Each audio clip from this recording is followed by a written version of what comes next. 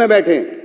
आप अंदर आने की तो इजाजत दे सकते थे, अब से पहले भी ऐसा हुआ है। इतना नहीं होना चाहिए, इतना ठीक है, आप जीत गए, जनता ने आपको जिताया है और सर आंखों पर है, आपको काम करने के लिए जनता ने जिताया, लेकिन ऐसा नहीं होना चाहिए कि दुश्मनी इस हद तक हो कि आप विधानसभा के परिसर तक में हमें अंदर ना आने दें। तो ये बिल्कुल कतई तौर पर ठीक नहीं है। जी, आप एक मिनट, हरी जी मुझे अपनी बात कहने दीजिए, आप बैठिए एक मिनट। कोई नहीं, मैं खड़ा हूं, बैठिए, कोई बात नहीं, कोई बात नहीं, मैं आपको आप बोलेंगे, आपके टर्न है, आप बोलेंगे। मैं आप फिर स्पष्ट कर दूं सभी को, उपराज्यपाल के अभिभाषण पर इस प्रकार की हरकत जो यहाँ की गई वो सर्वथा निंदनीय है। भारत के इतिहास में इस तरह की घटनाएं चंद बार ही हुई हैं। अभिभाषण अर्थात कॉन्स्टिट्यूशनल अथॉरिटी यहाँ पर सदन को एड्रेस करने के लिए साल में एक बार आती हैं। उस समय ना कोई वाद विवाद होता है, ना कोई सदन चल रहा होता है, वो सिर्फ अभिभाषण के लिए ही समय तय होता है। सदन ने जो कल निर्णय लिया, मैं सदन को बधाई दूंगा कि आपने इतने बड़े अपराध के विरुद्ध जो निर्णय लिया उसमें बहुत ही बैलेंस अप्रोच रखी। मात्र 3 दिन के लिए इस पर ब्रीच ऑफ प्रिविलेज का भी मामला बनता है। ये एथिक्स कमेटी में भी सजाएं जो इस रूल बुक में दी गई हैं वो इससे कहीं भारी हैं। तो इसलिए अब उपराज्यपाल का अभिभाषण किसी राजनीतिक पार्टी से किसी से जुड़ा हुआ नहीं है, वो सबके लिए है, पूरी दिल्ली के लिए है। तो इसलिए उन्होंने जो यहाँ पर कल उद्दंडता की, समझाने और कहने के बाद भी जिसको नहीं माना गया, इसलिए सदन को ये फैसला लेना पड़ा। अब आप अपनी बात कहें विषय पर। नहीं, देखिए, मैं तो ये चाहूँगा कि आप तमाम हमारे जितने भी साथी हैं आप उनको बुला लें। कई बार ऐसा हुआ है कि आपको बाहर भेजा गया, जब अनुरोध आपके दूसरे साथी ने किया तो हमने ओम प्रकाश जी को और दूसरे लोगों को आपके अनुरोध पर हमने बुलाया। तो मैं तो यही चाहूँगा कि वो सारे पार्ट हैं, और क्योंकि अभी जो है आपका डिप्टी स्पीकर का भी चयन होना है, उसका इलेक्शन होना है, तो उसमें अपोजिशन अगर नहीं रहेगा तो वो ठीक नहीं होगा किसी भी लिहाज से। तो हम तो यही चाहेंगे कि भाई आप सबको बुलाएं, आप क्योंकि सीट पर बैठे हैं और आप सबके अध्यक्ष हैं। हम तो यही चाहेंगे कि आप ये सारी चीज़ों को देखते हुए उन सबको अंदर बुला लें, और हमने कई बार ऐसा किया है पीछे भी, और ये तो पार्ट है इस वक्त में, क्योंकि हम भी हिस्सा हैं विधानसभा का। और बड़ी अच्छी बात है कि दिल्ली की जनता ने विषय पर आपको चुन करके भेजा है, और हम खैर मकदम करते हैं इसका, जनता ने कहा। और हम यही चाहेंगे कि आप तमाम तबकात के साथ में जो भी हैं कार्य करें, और हम मुख्यमंत्री जी से भी और तमाम मंत्री से और तमाम विधायकों से हमारी तो ये रिक्वेस्ट रहेगी, ये दरख्वास्त रहेगी कि आप दिल्ली की जनता के लिए काम करें। और मैं एक और बात करना चाहूँगा, देखिए जिस तरह से मैं यहाँ मौजूद हूँ, सीएजी पर बात करनी है, मुझे सीएजी पर बात करनी है तो करिए। मैं ये करना चाहूँगा कि जिस तरह से कोई निकम्मा कह रहा है, कोई बेईमान कह रहा है, कोई निकम्मी सरकार कह रहा है, तो इस तरह की भाषा का इस्तेमाल नहीं होना चाहिए। इस तरह की भाषा का इस्तेमाल नहीं होना चाहिए। आप अध्यक्ष जी से बात बोले और आपके मुख्यमंत्री ने बोले, और ऐसे शब्द किसी के कान सुन नहीं सकते थे। आप लोगों ने कोई लज्जा नहीं छोड़ी, निर्जल होकर तुम लोगों ने बदतमीजियां सदस्य बैठ जाएं, बर्दाश्त की, और आज आप सदस्य बैठ जाएं।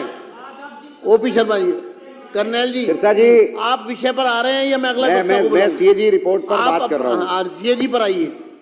ये इस तरह से बात ना करनी दी जाए, चलिए, ये अच्छी बात नहीं है। नहीं, आपको मैं मर्यादा दे रहा हूँ। हम लोग 5 मिनट आपसे हो गए हैं, आप समय का सदुपयोग करें, सीएजी पर बात करें। देखिए, सीएजी रिपोर्ट सदन में पेश हुई और उस पर मैं चर्चा सुन रहा हूँ, और मैं देख भी रहा हूँ कि सीएजी रिपोर्ट में जो कहा गया है, पिछले 2 साल से ये शराब घोटाले पर आए दिन ये तमाम चीज़ें आ रही हैं, और हमारे दिल्ली सरकार के करैक्टर को जिस तरह से बदनाम किया गया, जिस तरह से करैक्टर असैसिनेशन किया गया, वो सबके सामने है।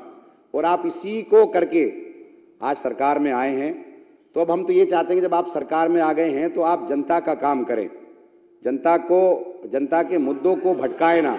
आपने 2500 रुपये का वादा किया, 2500 रुपये की आप वादे को पूरा करें।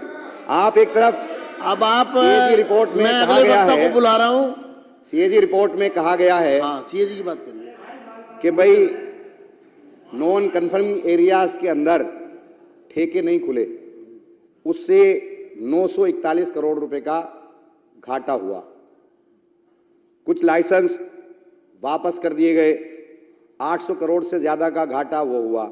आप 2000 करोड़ के घाटे की बात कर रहे हैं कि सरकार के रेवेन्यू का लॉस हुआ। 1800 करोड़ रुपए तो ये होता है। तो हम तो ये पूछना चाहते हैं कि जो आप इतने दिन से, सीबीआई आपके पास है, ईडी आपके पास है, एसीबी आपके पास है, तमाम एजेंसी आपके पास है, और आप इतने टाइम से कर रहे हो, तो घोटाला हुआ कहाँ है? ये तो एज्यूम किया जा रहा है कि ये नुकसान होता। और जो इसमें 8 अध्याय हैं, 8 अध्याय के अंदर 7 में पुरानी जो पॉलिसी है उसके बारे में कहा गया है कि उसके अंदर जो कमियां थी वो कमियां बताई गई हैं, और एक अध्याय के अंदर बताया गया कि ये इसके अंदर ट्रांसपेरेंसी थी, अगर ठीक से इंप्लीमेंट किया जाता तो ये लॉस नहीं होता बल्कि फ़ायदा होता। पंजाब के अंदर यही पॉलिसी इंप्लीमेंट हुई, 1 साल में फ़ायदा हुआ, दूसरी मर्तबा दूसरा फ़ायदा हुआ, और जो पहली पॉलिसी उसमें फ़ायदा नहीं हुआ। बोल रहे, फिर आप बोल रहे। तो हम तो ये कहना चाहते हैं कि भाई आप तमाम और एक अरे वो कोई बात नहीं, एक मिनट पॉइंट ऑफ ऑर्डर। आप इस तरह से बात करके आप ना तो मुझे डरा सकते ना दबा सकते। अमानतुल्लाह कोई तरीका, माइक बंद करिए, 2 मिनट रुके। Point of order, point of order. देखिए, पॉइंट ऑफ ऑर्डर का मतलब है सारी कार्रवाई रुकेगी, और जो सदस्य पॉइंट ऑफ ऑर्डर यानी कि व्यवस्था का प्रश्न, व्यवस्था का प्रश्न अगर उठेगा तो पहले वो सुना जाएगा। अध्यक्ष जी, मेरा पॉइंट ऑफ ऑर्डर है कि रिकॉर्ड के ऊपर मिसलीड किया जा रहा है इस हाउस को। सीएजी की रिपोर्ट कभी ये मेंशन नहीं करती कि इसमें करप्शन है कि नहीं। सीएजी की रिपोर्ट अनियमितताओं को जो है बताती है और उसको उजागर करती है। उसके बाद उस पर क्रिमिनल एक्टिविटी होनी है कि नहीं, उसको क्राइम एजेंसीज और पीएसी रिकमेंड करती है एक्शन के लिए। सीएजी की रिपोर्ट को यह कहना कि उसमें कहीं करप्शन लिखा, देश के इतिहास में कोई सीएजी की रिपोर्ट करप्शन के बारे में नहीं लिखती, अनियमितताओं के बारे में लिखती है।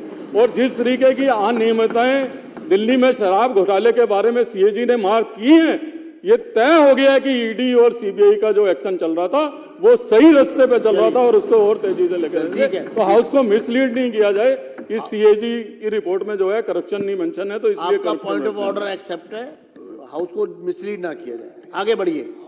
मिसलीड नहीं कर रहा है, मेरा सिर्फ कहना यह है कि सीएजी की रिपोर्ट में तो ये एज्यूम किया गया, ये जो है नॉन कम्युनिटी एरियाज के अंदर दुकानें खुलने किसने नहीं दी, कि क्या दबाव बनाया गया। पहले साल के अंदर ही सीबीआई ने एफआईआर दर्ज कर ली, ईडी ने एफआईआर दर्ज कर ली, गिरफ्तारियां शुरू हो गई। जो ट्रांसपेरेंसी इसके अंदर थी उससे फायदा होना था, फायदा नहीं हुआ, लोग डर गए। तो ये तो तमाम एजेंसियां आपके पास थी, और इन्हीं एजेंसियों का इस्तेमाल करके आज आप सरकार में आ गए, और सरकार में जिन वादों के साथ आप आए वो वादे आप पूरे कर नहीं रहे हो। 2500 रुपए महिलाओं को देने की बात आपने की थी, वो आप वादा पूरा कर नहीं रहे हो। जो आपने काम करने की बात की थी वो आप कर नहीं रहे हो। सिर्फ दिल्ली की जनता को गुमराह करने का काम ये सरकार कर रही है। अध्यक्ष जी, सीएजी की रिपोर्ट पे आपने मुझे बोलने का मौका दिया है, इसके लिए आपको बहुत बहुत धन्यवाद। चलिए अब शुरू करिए। और चलिए, ये जो रिपोर्ट है, इस रिपोर्ट को लेकर जो संघर्ष हम लोगों ने पिछले 2 वर्षों में इसी हाउस में किया है, जब ये पीले पन्ने में ये रिपोर्ट आई तो मुझे बहुत प्रसन्नता हुई, क्योंकि यही पीला रंग लेके साहबजादे केजरीवाल जी पूरे दिल्ली में अलग जगा रहे थे, और वही पीला रंग,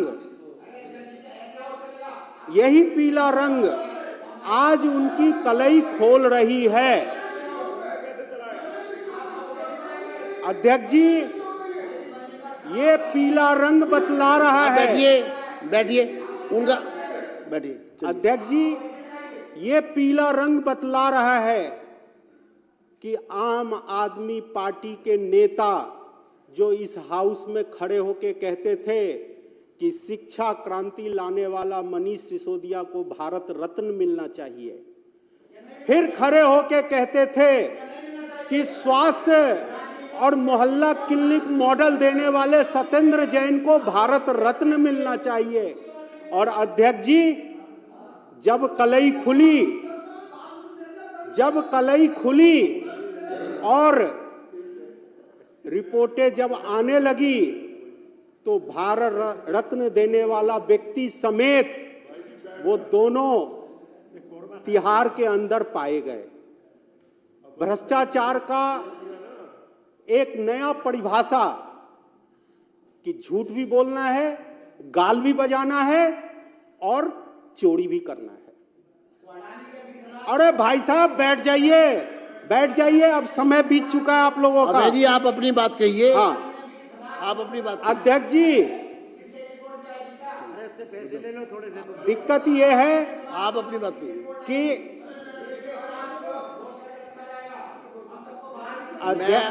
अध्यक्ष जी, आपको चेतावनी दे रहा हूं, आप अपना स्थान ग्रहण करें। अध्यक्ष जी इसको बाहर मत भेजना, आगे बढ़िए। बाहर मत भेजना। अध्यक्ष जी, अबे जी आप कंटिन्यू रखिए, नहीं तो मैं अगले वक्ता को बुलाऊंगा, क्योंकि समय की मुझे ध्यान रखना है। अध्यक्ष जी, मैं ये कह रहा आप अपनी हूं बात कहते जाइए, आप बैठिए।